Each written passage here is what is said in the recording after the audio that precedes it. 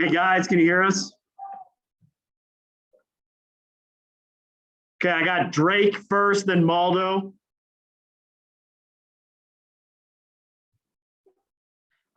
Quick note on Maldo, first guy to score 30 in back-to-back games since Josh Adams in 2015-16. Did against Omaha, Marshall, Houston, 3 straight games. All right, I'll let Drake sit down.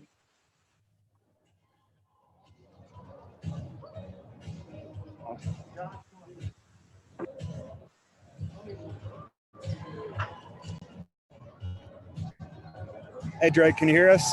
Yeah, I got you, Josh. Hey, Drake. So, a crazy night. What was it like for you to knock down that 3 to seal it and just watch this place explode like it did? Oh, it was crazy. I had basically the same shot last year that Coach Linder put his trust in me. And I know you guys remember that. I airballed it. So that was, Maldo gave me the look, and I just had to knock it down. So, it was a blessing. It was great. Drake, you commit that foul there on Roddy late. What's going through your mind as Roddy goes up to the free throw line there with a chance to win it? Please don't make both. I thought I got all ball. I should have slid over, took a charge though. Would have been game over at that point. But in the long run, thankfully X's little arm antics, he's rubbing his arm, making sure he feels and they missed the second one. So it was good.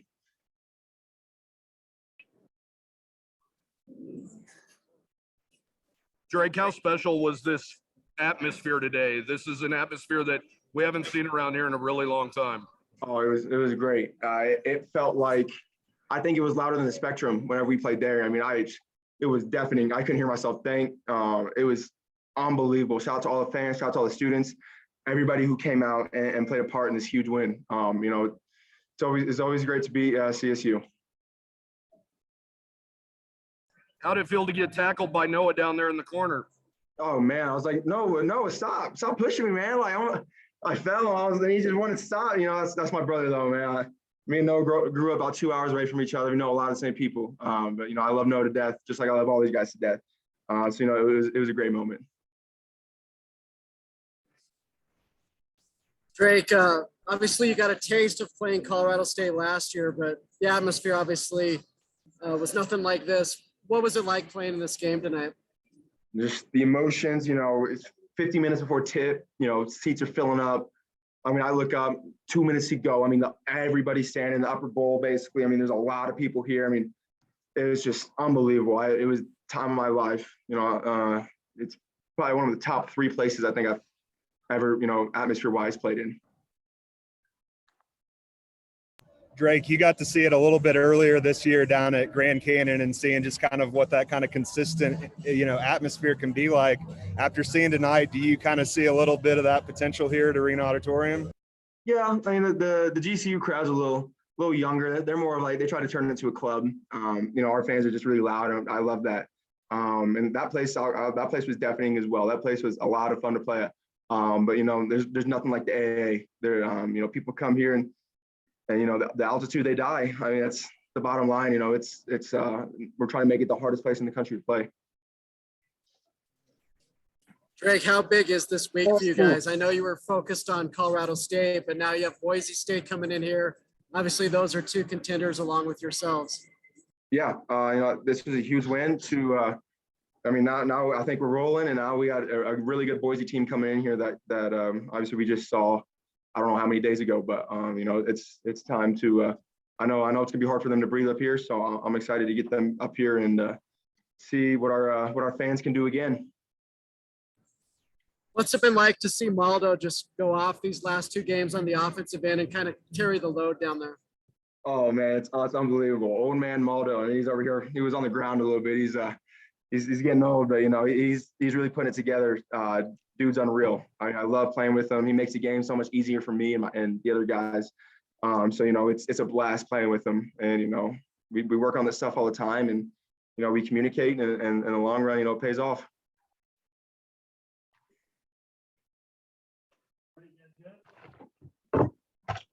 Thanks, Drake. Thank you. Getting Wyoming post. Yeah.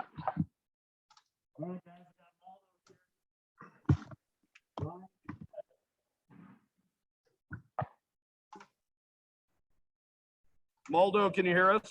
Yep. What are your thoughts, I guess, when you see Drake step back and hit that shot after last year? He put up an air ball against the same exact team in the same exact building. You have to feel really good for him. Yeah, no, I hit him. I knew they were gonna probably not let me go one-on-one. So I knew the double was coming, and I was trying to. I know he likes that little slot wingish catch, but like it's all up to him. You know, he's got to hit the shot, and I believe in him. I trust him. Coach trusts him. The whole team trusts him. And like you said, last year he airballed, but responded in a big way this year. Hunter, you were really dominating them down in the paint early on in the first half, especially. You know, did you see something from them early on that you could really capitalize on? Well, they weren't doubling me, so they're a little smaller in a sense. So they got 6'3", 6'2" guards. So when they were trying to just go one-on-one, I was just trying to get to my spot. And I mean, I work on hitting those shots over G and all our guys. So when they put those guys on me and didn't double, just try to get to my spot and make them pay. Waldo, what have the last 72 hours been like for you, hitting the game winner in your hometown and then obviously getting this win in front of an atmosphere I know you guys have been hoping for a while now? Yeah, no, it's huge. And I think just being able to go home and do what I did at home and then come up and do it against the Rams and win the rivalry for this one is something very special. But again, at the end of the day, we got to go back and learn. I think I still had like 8 turnovers. So we got to be able to cut those down because at the end of the day, I think probably 4 or 5 of those came within the last 8 minutes of the game. And if I don't do that, it's not as close as it was. So we got to find a way to take care of the ball, find a way to get better and learn from this, even though we did win. Maldo, I feel like we talk about this a lot lately, but how great was this atmosphere tonight? It had to have been the top atmosphere you've seen since you've been here. Yeah, no, it is. It was. I think this is the most fans that have ever come out to watch a game that I've played in.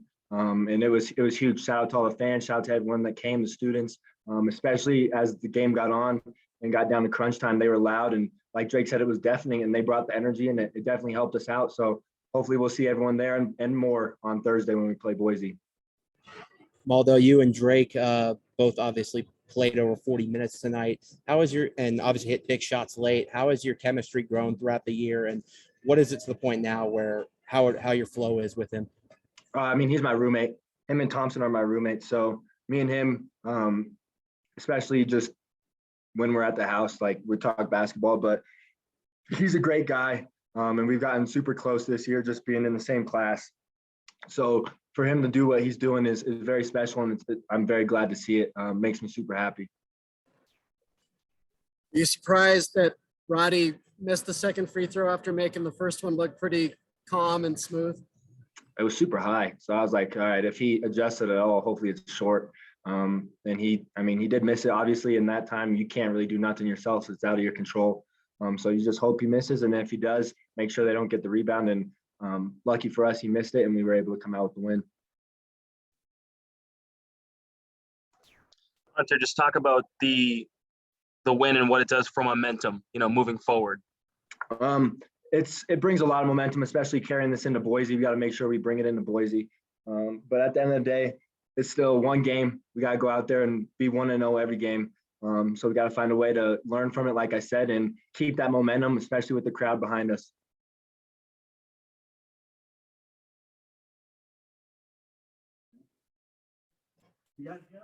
Thanks, Hunter. Yeah.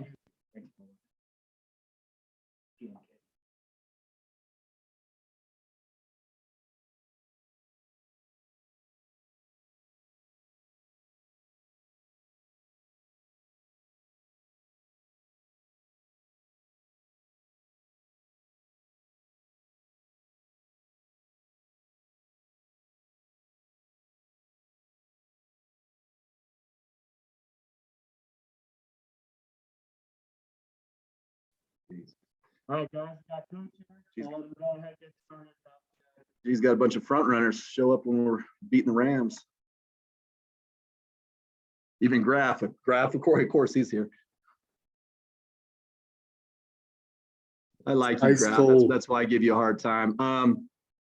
Wow. I mean, what can you say? I mean, in an incredible college basketball game against 2 very good teams, 2 teams that know each other very well, and to find a way to win that one in front of that crowd. I mean, that's I said that to somebody. I mean, that's the reason why, I left Northern Colorado to come to Wyoming, was because I knew that, if you can come here and you can build it and you can win, that the people of Wyoming, the students, and a big shout out to the students. I mean, for them to show up like they did, we need them. I mean, we had a tough stretch here. I mean, we need them every game.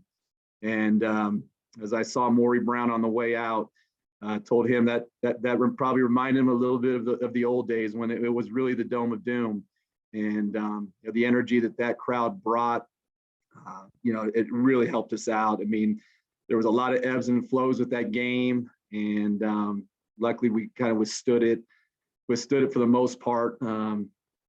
As I said on the radio, there's you see in football, especially in the playoffs, that there's a lot more ways to lose a game than there is to win a game.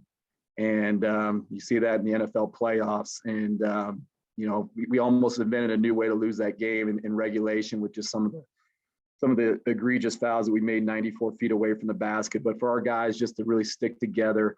And when we went to overtime, I mean, what our guys were saying in the huddle, I mean, they were going to go win that game. And we always talk about winning plays. And I could go down the line in terms of guys that just stepped up and made winning plays. And for Wenzel to get that offensive rebound was just you never know what play is going to be the difference between winning and losing. And for him to go in there and make that play and to land like he did, and to be smart enough too to know that his right hand wasn't feeling, his right arm wasn't feeling too well, and to make sure that he wasn't shooting it, and then for X to step up and make 2 big free throws. And then Drake Jeffries, he was in that same spot a year ago, almost same shot to win the game, and he airballed it. And we knew that they were going to choke off of whoever fed the ball to Graham, and I switched it up there where the time before we had X, but then I put Drake there, and for Drake to step up and make that shot. I mean, that was a dagger 3, and so just really proud of him, but just proud of our team, and just really thankful for the people of Wyoming, the fans at the University of Wyoming, the students. I mean, just making that just a special atmosphere tonight. Jeff, what's going through your mind as Roddy steps up with a chance to win it there? Well, I mean, there's a lot of things.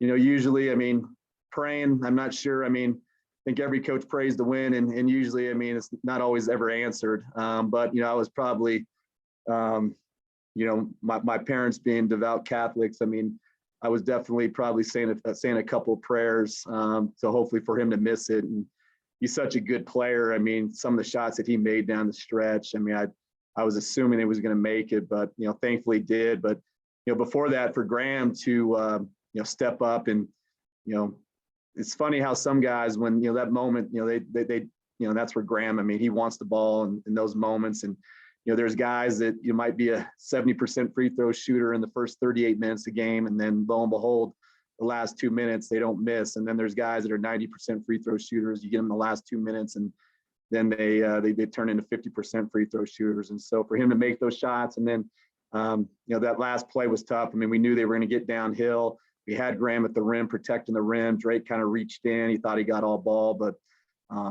thankfully he missed, and thankfully found a way to win it in overtime.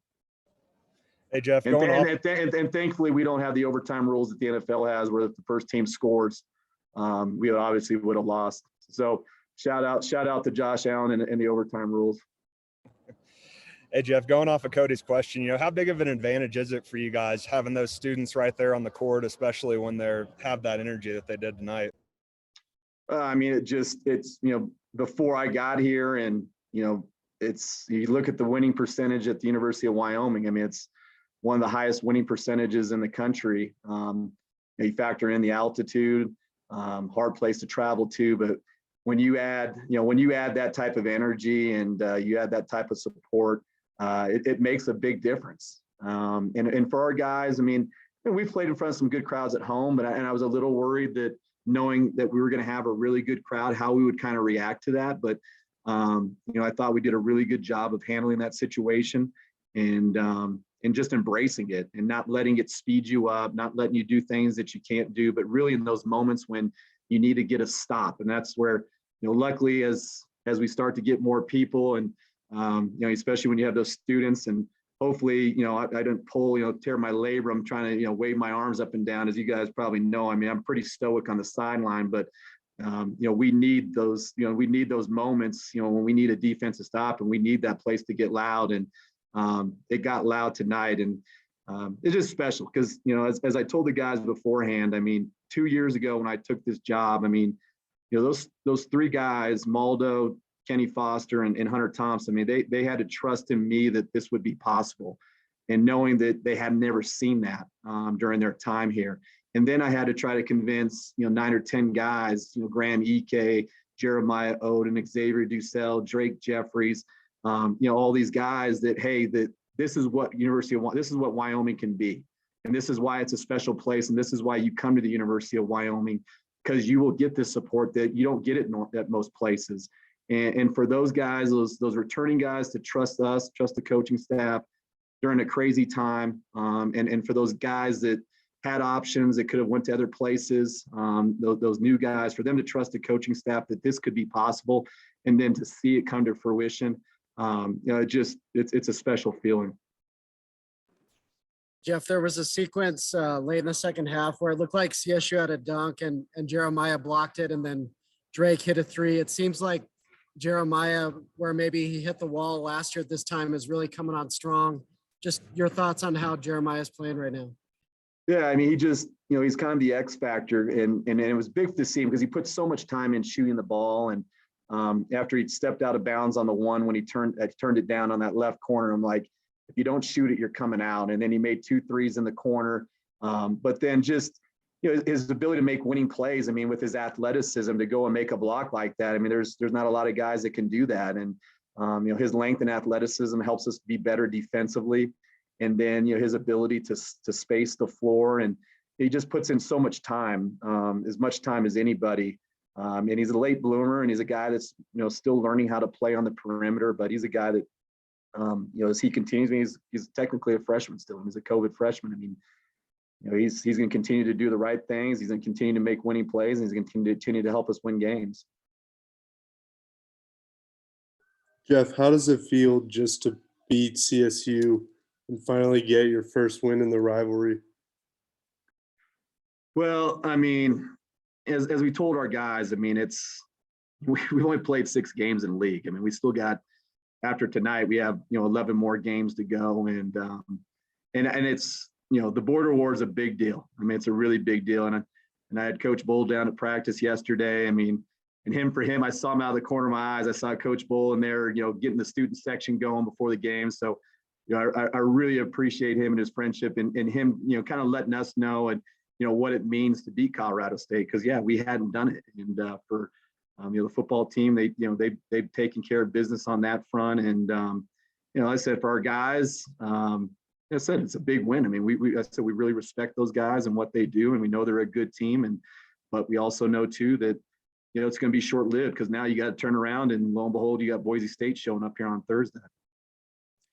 Jeff, obviously a big night for Maldo, but especially in the first half, I noticed he did a lot of work inside, was really posting up and trying to get stuff on the low block. How much of that was the game plan? Because I know that CSU was a little undersized compared to you guys. So what was it? Was that something you were telling him to do, or did he just kind of feel it out himself? Well, I mean, we probably do it 30 times a game in terms of getting him into dribble downs. And the way that they were guarding Graham, I mean, they were being really physical. They're doing a good job of keeping it out of his hands. I mean, first and foremost, we wanted to try to play through Graham. And then, once we saw that was a little bit more difficult, then, we tried to get some, excuse me. We tried to create some matchups to where we could get Maldo down in the dribble downs. And they did a good job for the most part in terms of being physical, but Maldo, made the plays they needed to make. But, I thought not just that, but, in terms of just playing in the ball screen, that opened some things up a little bit as well. But then there at the end, I mean, Graham, his thing with Graham, he's so young, and, he's only played, he played only about 10 games last year. And knowing that, and I got after him at halftime, just knowing that, the other team, I mean, they know that, the way that, they're going to try to get underneath the skin, and a guy like Morris, who's kind of chucking them all over the place. But, he's just got to know that, he's got to, he's just got to, keep his cool and knowing that that's the only way that they can guard him. I mean, that's the only way anybody in this league can guard him is by just flopping around, fouling, trying to get under his skin. And so he just has to know that, that's, and I thought in the second half, he did a much better job of that. And we were, did some different things to get the ball to him to where he wasn't having to fight so much pressure. And, I thought, he played really, really well down the stretch in the second half. And how do you teach that with big men, especially with Graham, to not be aggressive to the point where you're just constantly in foul trouble, where he can be a presence and really let his best ability shine? Yeah, it's a fine line. It's sometimes, when you're his size and his strength, I mean, that's what you don't realize is how strong he is sometimes you get penalized for that. And it's unfortunate, but that's where for him, he's got to continue to learn how to play through those things. We have to continue to find ways to help him, get the ball to where, maybe he's not having to fight as much. But those are just, that's just part of the process. And that's just, the evolution of him just growing as a player. And, for him to be, another COVID freshman and being 18 years old, I mean, he's pretty damn good.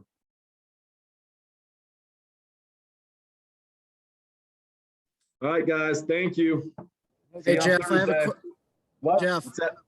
before you leave, I'm just curious, like, why are you guys still doing Zooms at this point?